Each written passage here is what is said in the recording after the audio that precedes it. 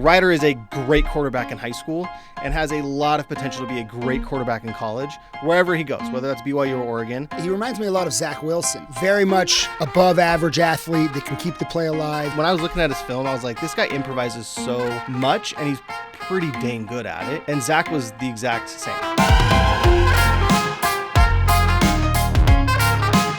Hello and welcome to the Aptive Podcast Studio. This is the Loyal Cougars Podcast. I'm your host, Jake Edmonds, alongside Tosh Mackintosh. How was your weekend, Tosh? It was great. Just good, solid weekend. Yesterday, with the high was like in the 60s, and so it kind of felt nice to get a little break from the heat. But I don't know. I love the summer. Bring on the heat. High 60s feels cold. Yeah. In June, where it feels like perfect in March. It's crazy to think that the same temperature in 2 months can feel completely different. But yeah, it felt great yesterday. Okay, so as you know by now, we're a podcast that talks about what you, the fans, are talking about. And of course, the big news of the week this week and last week is Ryder Lyons. Today is Ryder Lyons Eve. He's announcing tomorrow where he's going to go to college. And the rumor has been kind of more and more throughout the week last week and kind of even into the week before that, was that Ryder Lyons was going to BYU. It was really going to be between BYU and Oregon. And we've talked a lot about Ryder's potential at BYU. 24/7 Sports officially has him 100% crystal balled to BYU. Now, what does that mean? It means that the one person, I think there was another person that had him going to USC. He just kind of pulled out, right? He took his prediction out. So right now there's one person or one, I think it's like a staff conglomerate. But it shows up as one vote, one prediction, has him going to BYU with a confidence level of 5. So I don't think that necessarily means he's going to BYU or that they're even really predicting him to go to BYU, but just that they're if they were to pick somewhere that he would go, they're saying he'll go to BYU. Pretty exciting. I mean, he's the biggest recruit that we've been recruiting and going after for the last couple of years. And it's been a roller coaster of, we really have no chance to, hey, we're in the lead, and it's been back and forth. And he really is the type of player that, especially at the quarterback position, if you can hit on a nationally level talent there, it can change your program for several years. Yeah. So 24/7 Sports, just for context, for anyone that doesn't know who Ryder Lyons is, and if you don't, you must be living under a rock. He's the number 13 overall recruit according to 24/7 Sports, number 4 quarterback in the country, number 1 recruit in California. This is probably the biggest quarterback recruit since Jake Heaps, would be my guess. I think before then Ben Olsen, right? Yeah. Which is, and if you're a BYU fan, that's kind of neither of those panned out. Like alarming that like the two best quarterback recruits that have come to BYU or committed to BYU at some point didn't pan out, and so. I guess then the question is, Tosh, how can we get excited for a guy like this, knowing BYU's history with top-rated quarterbacks? Because BYU's gotten good quarterbacks. It's just not the guys that were highly recruited and highly rated coming into BYU have not panned out. Well, it's a sign that you're becoming a big-time program, because big-time programs are signing these type of guys fairly regularly. And the reality is not all of them pan out, but some of them do. And so step one is you got to get them committed to your program. So that's my answer, is that you should be excited if this happens, because that means BYU is becoming really a legitimate recruiting juggernaut, because he's the number 1 recruit in the state of California. Yeah. And so if you get a guy like that, that's incredible. And then number 2 is you got to develop them. You got to hope that it pans out. And when it does, you really strike gold. And so, step 1, let's get him committed. And it looks like that might happen this week. Yeah. By the way, when you keep going down the list, I'm actually going down the list of quarterbacks, highly recruited quarterbacks that BYU ended up picking up out of high school, or I think from the transfer portal, but I think most of these are high school. Tanner Mangum is next on the list. Had one good year, kind of didn't pan out. Jacob Conover didn't pan out. So you've got like these guys that were so highly recruited out of out of high school that just never panned out. And so I'm not to put a downer on this Ryder Lyons coming to BYU, but I think we need to just, this guy's may not pan out, and we have to be okay with that. But BYU is likely going to have a guy on the roster that is a solid quarterback like they always seem to have, Is that Ryder Lyons? Is that Barry Bachmeier? Is that Hillstead? Like, we don't know. But again, to your point, like this tells you that BYU is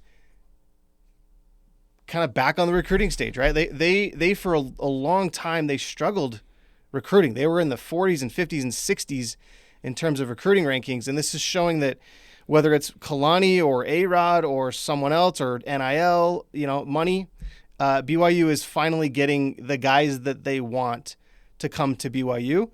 And so this is, at the very least, this is a good sign. I wanted to address one thing, though, that came out last week. And this was a post by Robbie McCombs on X. And as BYU fans probably already know, Robbie's a big basketball recruiting reporter. Also reports on other things, but he's very connected to BYU's basketball team. Here's what he put out about Ryder Lyons. He said, the people that really know stuff don't tease in terms of teasing where a player is going to go. He says, people that pose as insiders tease stuff for clout, most of which isn't factual. Teasing that Ryder is a BYU lock when you don't know can hurt BYU. A family can go to coaches and ask why they are leaking stuff, even if nothing is being leaked. That hurts trust. I wanted your take on that, Tosh. Is that it? Do you think players are really looking at social media and seeing fans either tease or report? And I think there's a difference between teasing and reporting. How much of an impact do you think that actually has on trust? So first off, I don't think it's as big a deal as he's acting like it is. In most cases, word getting out or rumor spreading or people talking on Twitter or message boards that, hey, I hear this is going to happen, that's not going to change a player's decision. The only time I could see it is maybe it affects things 1% to 3%. So if a person was like 50-50 and then they feel like, hey, these coaches are trying to spread things or try to push things, maybe then it affects things. Even then, I think most times it doesn't. I think Robbie's overreacting here, and that it's funny because he's in this business too. Like, he's always talking about what he's hearing in basketball and stuff that you're not sure if he's oversaying. And don't get me wrong, I like Robbie. I follow him. I just think I don't like to tell fans how to fan.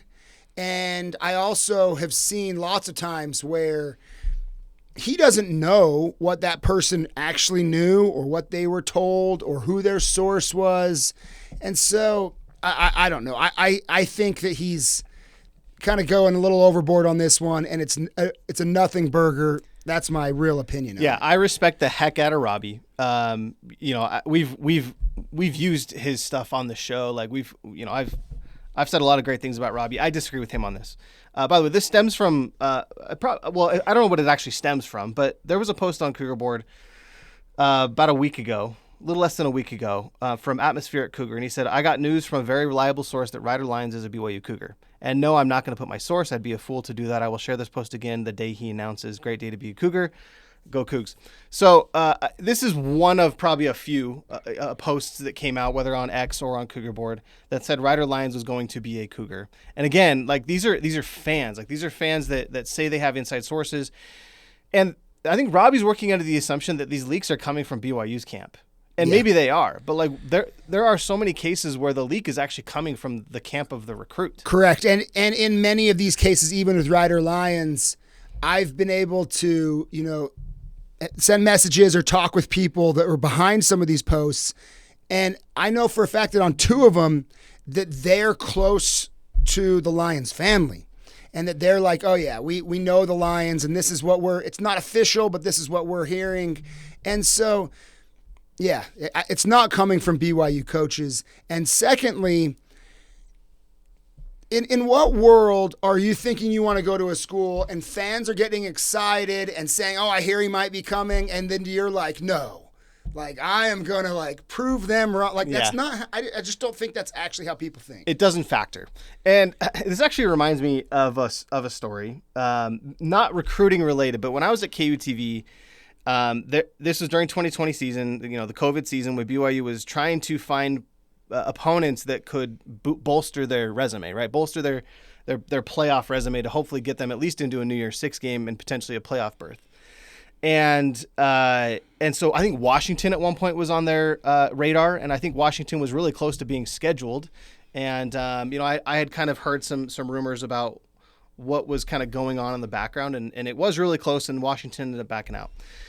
Then Coastal Carolina came around, and there were some kind of rumblings that Coastal Carolina might be available, but I think they had like Troy or some other team that was already on their schedule that week that BYU wanted to play them, and so people were like, it's just not going to work. They'd have to pull a lot of strings, and eventually I heard from a source that I had that it was a done deal, it was going to happen. And so I reported that, whether you call it a teaser or a report, I said hey, the rumors that are kind of swirling around about BYU Coastal Carolina, it's going to happen. And I remember that night, because I think Coastal Carolina then came out and tweeted on Twitter that the reports weren't true. Yeah. They did the quote unquote report. I wasn't a reporter, quote unquote reports are not true. We're still planning on playing whatever, Troy or whoever they were playing that week. And so I remember going to bed that night, because it was pretty late that I reported this. I remember going to bed that night thinking man, I hope I'm not wrong. I'm going to feel like an absolute idiot if I'm wrong. And luckily enough, or surely enough, the team that they were going to play had too many cases of COVID.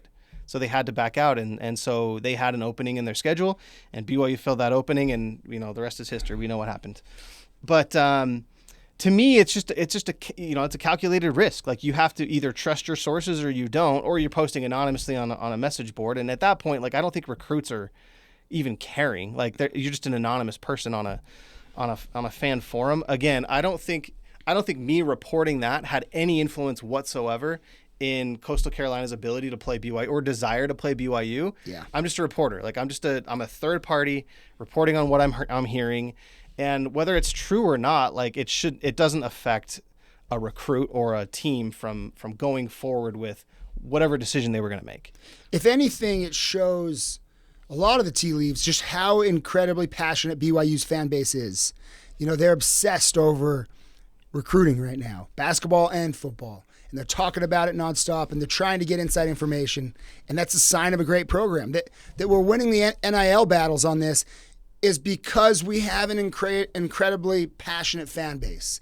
And so I don't ever want to tamper that down, because that is part of the engine that is making BYU great right now. I will say, back to why is Ryder Lyons such a big deal? He and same as many of the big time quarterbacks we got that even didn't totally pan out on the field, when you get a guy of this level, it actually gives you a recruiting bump for 2 to 3 years, because people want to play with him. Yeah. And we've already been hearing that from players. There's rumors of other players decommitting because they want to be part of what BYU is building right now, with Ryder Lyons being a part of that. There's also the fact that he's publicly saying he's going on a 1-year mission. Really, he's a class of 26, but it really means he's more or less a class of 27.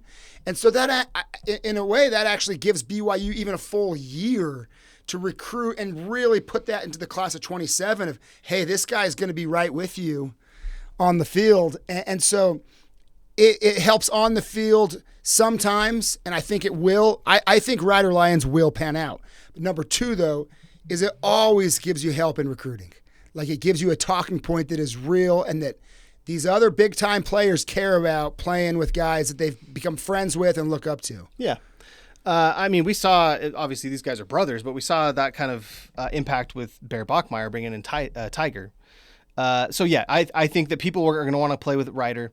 As you mentioned, he's a mission-first guy. It's likely going to be for a year. Again, I'm not sure how that works. I think he's going to set a precedent, by the way, with other recruits that don't necessarily want to go on a 2-year mission, but want to go on just a single-year mission. And let's hang out here for a while. This isn't on the show, but let's hang here for a while, because this is a talking point with BYU fans. And there's a few different thoughts on it. One is that anyone could always go home at a year. Yes. So that part's not unprecedented, but it is what is unprecedented is before your mission to say, hey, I'm only going for a year. Number 2 is that I don't fault anybody for weighing their options. Missions are hard. It is a sacrifice that he has incredible options at home. I do want to make clear I loved my mission, and anybody that asks and is considering going, I say go. It's incredible.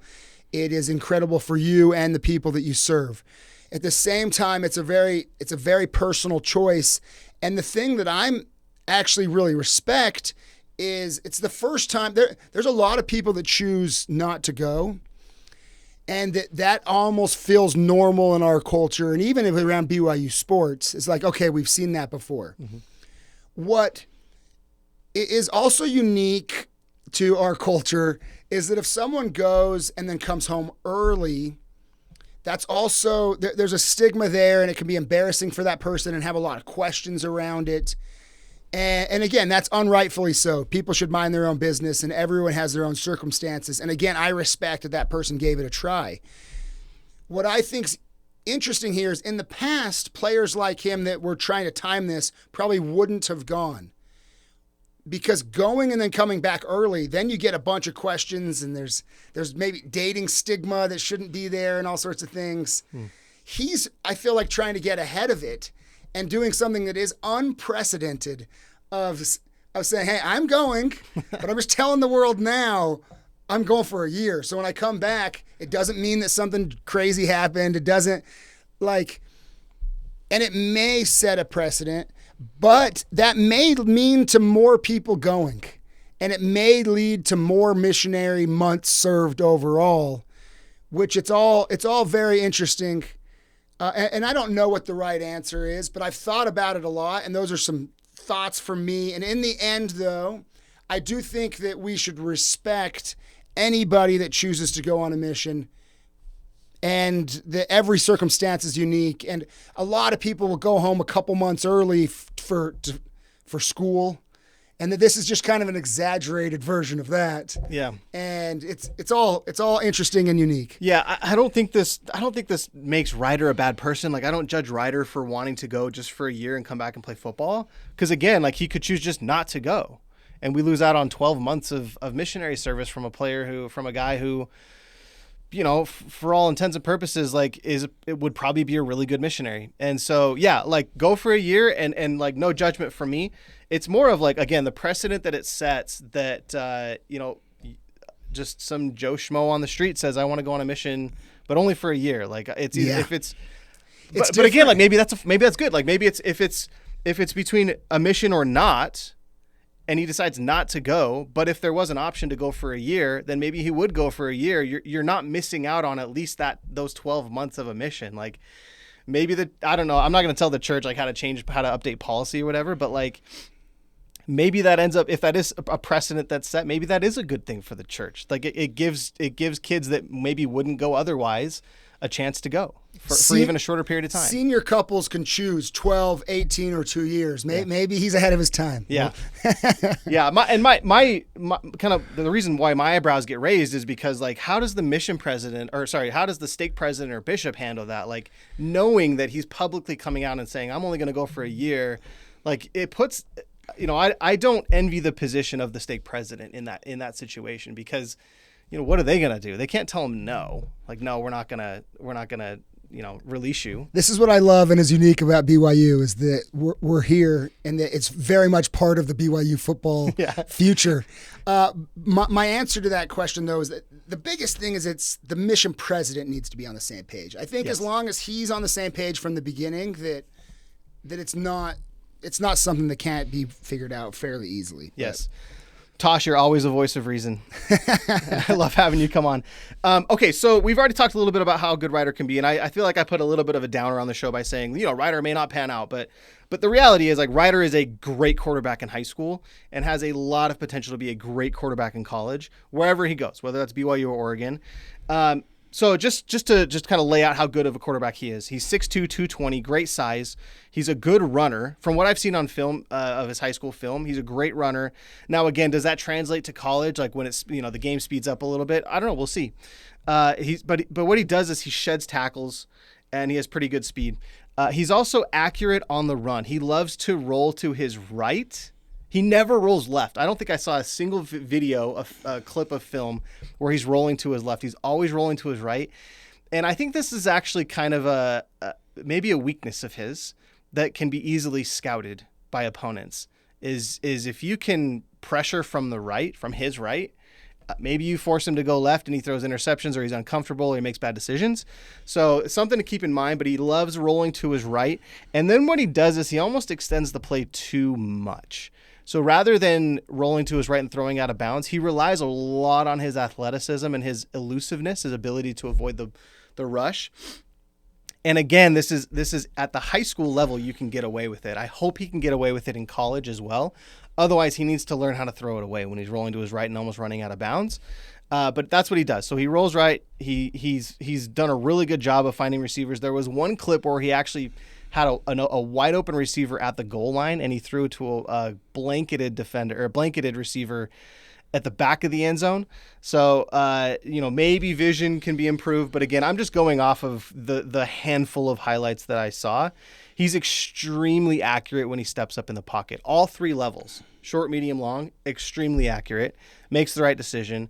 Everything you would expect to see in a quarterback that is, the number one recruit in California and the number 4 quarterback recruit in the country.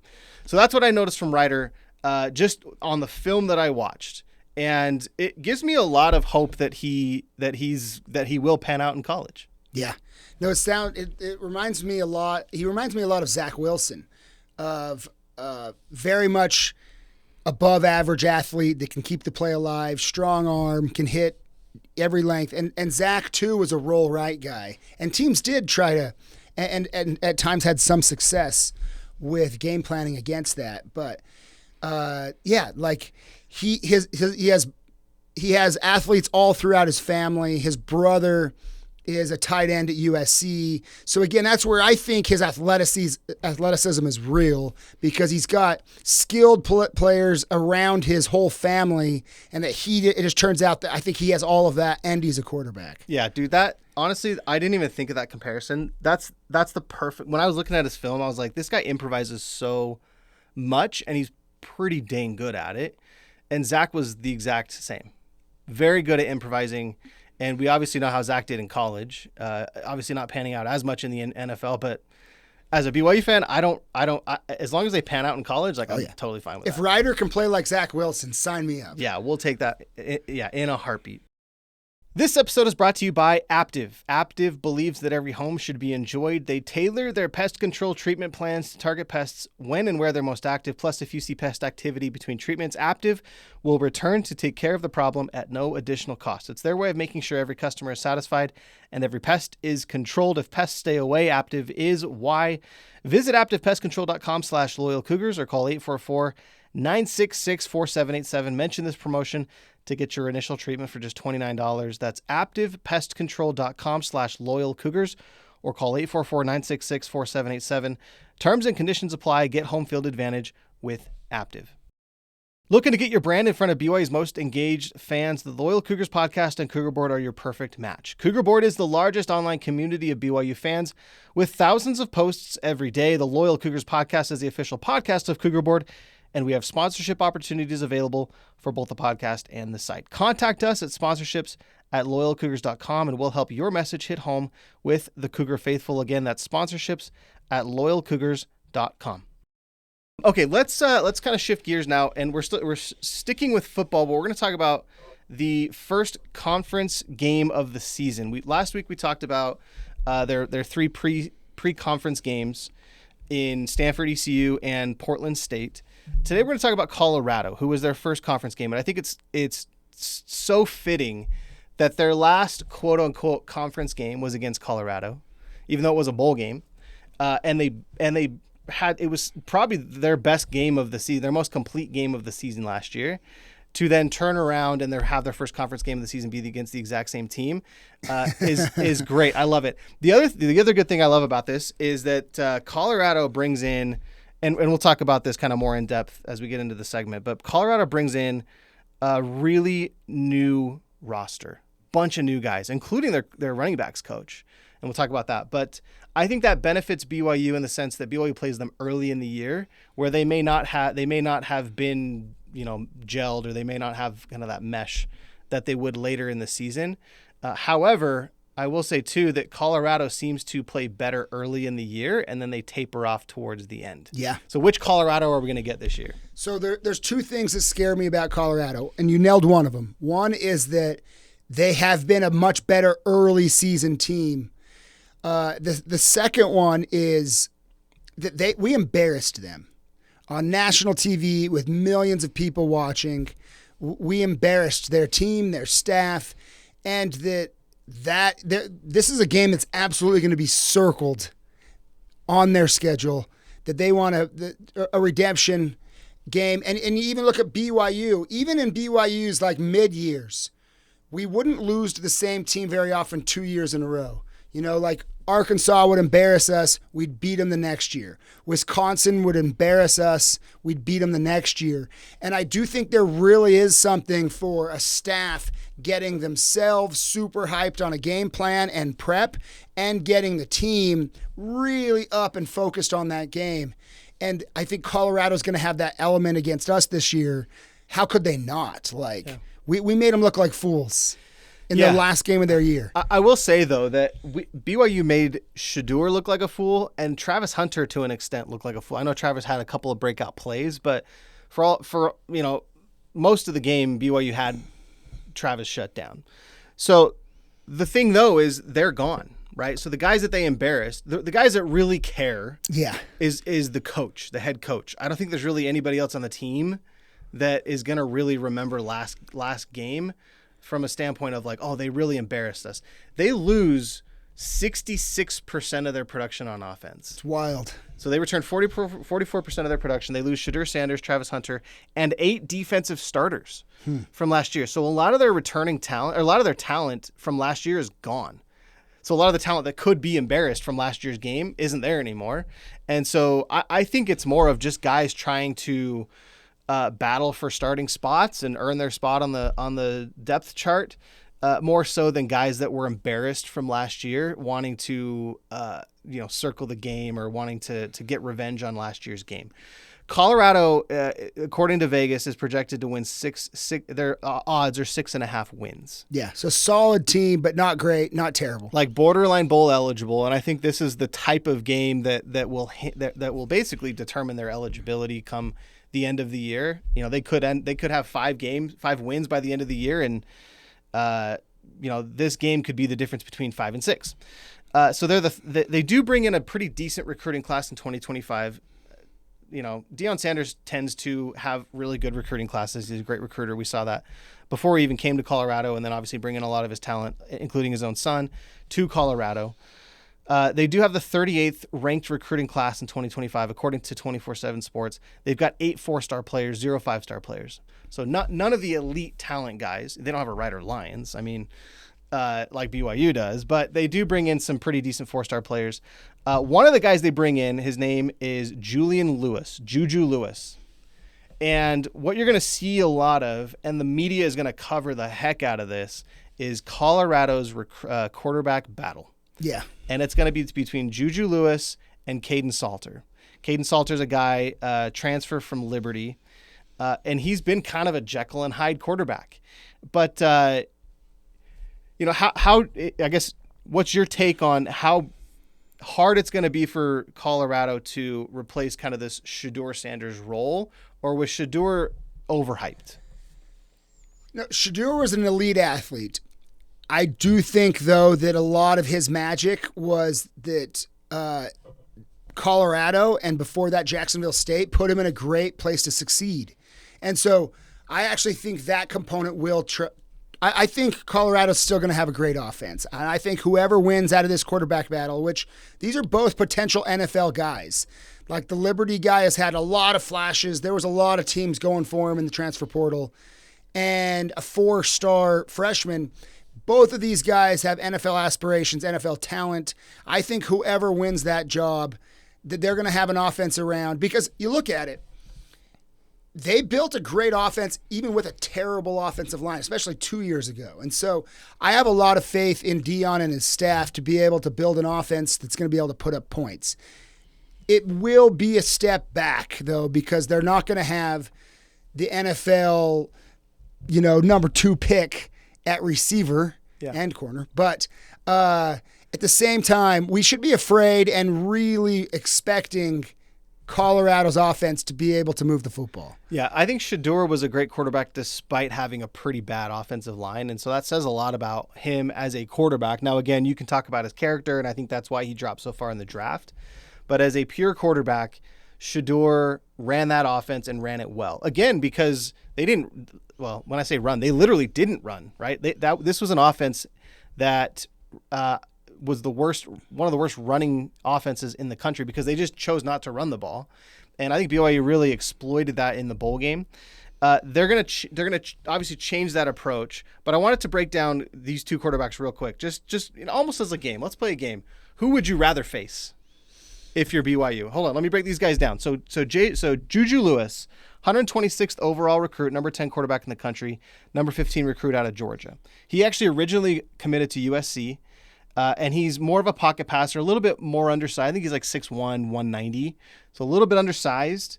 But he's reportedly learning the offense really quickly. He went to he was in their spring camp, and for a freshman, he's learning their offense really, really quickly. Now, could that be coach speak? Kalani says that kind of stuff all the time. We'll have to see when week 1 comes around with Colorado and who they end up going with.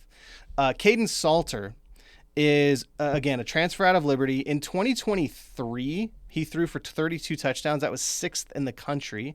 By the way, his PER in 2023 was 3rd highest behind Jaden Daniels and Bo Nix. He was ahead of Dylan. Those are big names. I know. Dylan Gabriel, Caleb Williams, Carson Beck, J.J. McCarthy, and Jackson Dart were all lower than him in passer efficiency rating. So he was a phenomenal passer in 2023. Now, 2024 rolls around, and he falls off a cliff. 15 touchdowns. I think he had 6 interceptions. He wasn't that great. And I think that's part of why he's transferring out of Liberty. He also probably thinks he can get a better opportunity at the NFL by playing for a P4 school. But if you get 2023 Caden Salter, I don't think he starts. If you get 2024 Caden Salter, it's a no-brainer he starts. So who would you rather face?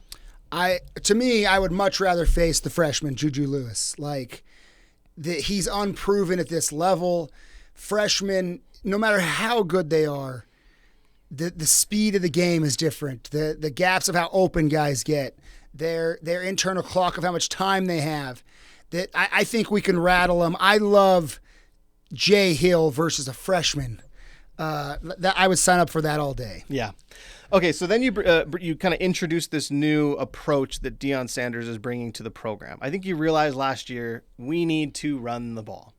And honestly, it's convenient enough that it's the year that his son is now gone. He's like, we're going to throw the ball as much as possible because Shedeur's at quarterback and he needs to make it to the NFL. But as soon as Shedeur's gone, we're going to run the ball. The problem is they don't have the personnel to run the ball. I will say, though, that they did bring in a great, legendary running back in the NFL. Can he coach? I don't know. We'll see. But they brought in Marshall Faulk to coach their running backs. And we all know how good Marshall Faulk is. I think Warren Sapp's already on the roster as well. So Deion's just bringing a bunch of his former NFL friends to coach positions at Colorado. So can Marshall Faulk pan out at Colorado? We'll see. But he was obviously a great running back in the pros. But here's the situation Colorado has at running back. They lose Isaiah Augustave, who was their I say this knowing that, again, Colorado didn't run the ball very much last year. But the guy, when they did run, the guy they gave it to was Isaiah Augustave. He transfers to South Carolina. He actually committed, I think, to Virginia and then decommitted and then is going to South Carolina. So they lose their top running back from last year. They bring back Micah Welch, who had 43 carries, 186 yards last year as a freshman, and Dallin Hayden, who was a transfer from Ohio State actually before last year, had 64 carries, 196 yards, and I think 1 touchdown. Those are the 2 guys they bring back. Deion, I think after their spring camp, he's like, we're going to be recruiting more running backs. We need more backs, right? We're going to run the ball a lot. He actually said, we're going to run the heck out of the football during spring camp. That's what he said. So they bring in a transfer from Mississippi State, Simeon Price. from Coastal Carolina. Before that, he played at Mississippi State. Simeon Price. But again, a guy who didn't really get a ton of carries at Coastal Carolina and wasn't super efficient as a running back. So they've got 3 guys that are all serviceable running backs, but none of which, if you say we're going to run the heck out of the ball, none of which I would really trust to run the football as much as he clearly wants to. Yeah, it's going to be interesting. And the big thing that I have no idea on is who they've brought in or how they were to develop their offensive line. Because you can get away with mid-tier running backs at every level of football if you have a great offensive line. Like, it makes it a lot easier if you got holes to run through. And so it will be interesting. I'm wondering if he's saying that because he has confidence in his offensive line this next year. And he's like, hey, we're going to run the ball a lot. We need to bring some guys in because we need some bodies. But we'll see. Or is it just wishful thinking and he knows, hey, they were way too one-dimensional. They got to fix that. But he's got a long road to plow to be able to – time will tell. Yeah. And again, and this, by the way, this goes back to the quarterback situation too. Maybe they'll just do it by committee. And when you're early in the year doing something by committee, you run into chemistry issues. Yeah. And so I think the fact that BYU is playing Colorado, their first conference game, really week 4, maybe week 5. I don't know if they have a bye week in between, but their 4th game of the year. I think that says that basically gives the advantage to BYU. Yeah. In my opinion, especially if they bring in a guy like Jake Retzlaff, who already has the experience playing against Colorado. Like he's the experienced guy. If not, then I think Bear Bachmeier can be serviceable as well. If not, Hillstead or Bourget. That said, we haven't said a single thing about their defense. And none of the reports that I'm even reading or hearing about say anything about their defense. Yeah. Because, last year their defense wasn't anything to write home about. And they lose eight defensive starters from last year. That's what's so interesting. I mean, Dion was a defensive player, but as a coach, he's been a very one-sided coach just on offense. Just that's his game. Yeah. So it's a hard way to win long-term and at the high level, too. Yeah. And I honestly expect a Colorado team that again, focuses a lot on the offense, the offensive line. They're obviously going to run the ball a little bit more, but their defense is going to be very much an afterthought, I think, this season. And that bodes well for BYU's offense. So I expect when BYU plays Colorado, I expect a high-scoring game, if not a blowout in BYU's favor.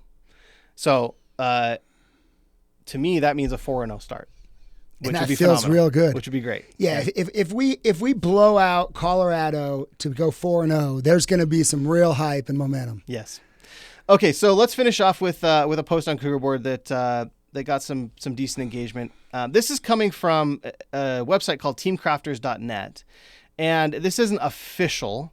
The way this was presented was that it was the NCAA football 2026 player rankings or ratings, which I don't think have officially come out yet. But this guy that created the website teamcrafters.net, I think he has these kind of projections basically of player ratings.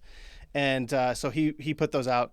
The latest release to come out was June 21st. So I'm going to read off these player ratings, and you tell me where you think that player should be or if they're high or low. Okay. Chase Roberts, he has as the top overall rated player on BYU. His overall rating is 90. I love it, and I think he's capable of that. I think that I'm surprised. That's a little bit high. I would put him at a 90, but I'm surprised that the game would put him at a 90. Hopefully that's true. I mean, it shows how much they know about BYU. Yeah. To put Chase Roberts as the number 1 overall player. Do you think Chase is the best player on the team? Yeah. I mean, there's a couple guys on defense that I think would give him a run for his money, but he's in that top 4 conversation. Okay. 90 speed, 78 strength. We can go down the list. I think it doesn't have his catching on here. You mentioned defense. The second best player, there's actually a tie. Jack Kelly at 89 overall, and LJ Martin, 89 overall at running back. Then you go down the list. I think those are both fair. Those guys are real good players. I think they're going to be super impactful. I love that LJ Martin's getting the attention he deserves. Yes. Because he's a really good running back. I remember before last year, this guy's going to be But he was phenomenal. banged up. Yes, he was hurt. But when he gets carries and he looks healthy, the guy makes real plays. By the way, Sione Moa is another one of those guys that I think is going to make a huge impact. Maybe not this year because LJ is the starting running back, but I think next year. I don't think he's a senior, so I think he has another year or two of eligibility. But Sione Mo is another one that I think is going to be super impactful in the next couple of years. Isaiah Glasker is 88 overall. He's good. Jake Retzloff's still on this roster, according to teamcrafters.net. He's at 88 overall, 84 speed. I wish it had like accuracy and arm strength, but it doesn't. I think 88 actually feels fair. Maybe a titch high, but I mean, he had some great moments last year. Yeah. What's fun to me is that it has him at 84 speed, which 97 awareness, which seems high, but 84 speed would be fun to, run him up the middle or whatever on some sort of RPO with him. Yeah. In the game. Keanu Tanavasa, 85 overall. I think that's low. So I think that that guy should be flirting with 90 at his position. That's fair. Carson Ryan at 84. I've already said what I think about Carson Ryan, but I think 84 is probably fair for a tight end. 77 speed, 90 injury, so he's not going to get hurt. That's great. And then you go down the list, Waylon Lapuaho, that's their first offensive lineman. Evan Johnson at 82, Will Farron at 82, Tiger Bachmeyer 81. Wow. Raider Damouni 81. Sione Moa, by the way, who I mentioned, is 81 as well. And so I think that they're underestimating our defense. Like there should be more defensive backs. Like they think our top rated defensive back is going to be an 81. It's going to be hard to play with in the game. And that's just not indicative, I think, of what we've seen on the field. We've got a lot of depth at linebacker, which I know it's hard for them to rate that. But although some of them were 4-star recruits out of high school and have shown flashes, and so yeah, well, and BYU's top two defensive players as far as rating are Jack Kelly and Isaiah Glasker. So you still got linebackers that are top deservedly so. Those guys are good. Yeah, this game comes out on July 10th. Do you still play it? Yes. I mean, I was obsessed with this game in high school all the way through college. Yeah. And then, as we know, EA broke our hearts and stopped making it for a while. But with last year's release, my 14-year-old son, dove both feet into it. And I just would have to show him who's boss every now and then of, hey, like, this was my game. Like, I can still beat you. Yeah. But I played it some. But I don't know. It's kind of drawn me back in. I might play it even a little more this year. It's more fun now that there's this NIL era and you actually get to have player names. Yeah, without having to do like a shady download. Instead of like, it was like, it used to be like QB number 12 and you'd have to change that to like John Beck or whatever. Like you have to manually go in and do it. And it would only be for your team. So you'd play against Utah and they would still have all the HB number 1 or whatever. And it was super annoying. Yeah. I love that they have the player names. I love too that players can now profit off of it. Like it's gotten so much better, but not just in terms of graphics and, gameplay, but just the concept behind the game. It just makes it so much more enjoyable. What BYU's overall score is I'm curious because it is a sign that we're becoming a big-time program if we can get a higher overall score. I also think it matters because kids play with the good teams and they become fans of those teams and watch them. And I think that hopefully BYU gets more respect this year on that game than they got last year. Yeah, and it does not have team ratings. More should be coming out because that game gets released so soon. I think more is going to be kind of leaking out very soon. Yeah, you'll get officials from the game itself here pretty soon. By the way, Spencer Fano, for those that are in Utah and know who he is, he plays at Utah now. I think he played. I want to say he played at Timpview. Yeah, he did. 94 overall. He's one of the top players in the game. Wow. At 94 overall. Okay, Tosh. Thanks for hopping on. Appreciate it as always. Let's do this next week. Hopefully we can start talking about some BYU basketball. I know there's been a lot of BYU basketball news. AJ DeBonsa's kicking butt at Team USA practice. So yeah. We'll probably talk a little bit about him. Hype's building there, if that was even possible. It feels like it's even getting higher. I can't remember if I mentioned this on air, but I actually think he's one of the most underrated players at BYU right now. And that's, considering how much people are talking about him, I still think it's not enough. It's a bold statement. So we'll talk about probably him more next week. But for now, that'll do it for us. This is the Loyal Cougars Podcast. I'm your host, Jack Edmonds, alongside Tosh Mackintosh. We'll see you next week.